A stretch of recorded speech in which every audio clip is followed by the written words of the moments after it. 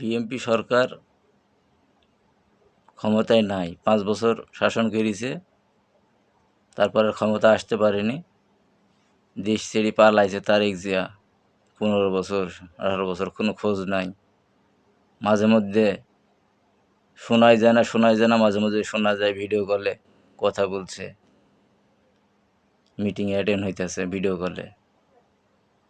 ও তো আকাম করে দেশের বাইরে গেছে, আসবে কবে? কি করে আসবে দেশে?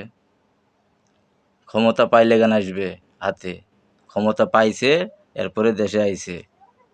পাওয়ার না পাইলে তো আর আসতে পারছে না। আছে কোন জায়গায়? বাইরে বসে আছে। ওইখান থেকে ভাই আসো আসো আসো, ভাই আসি আসি আসি।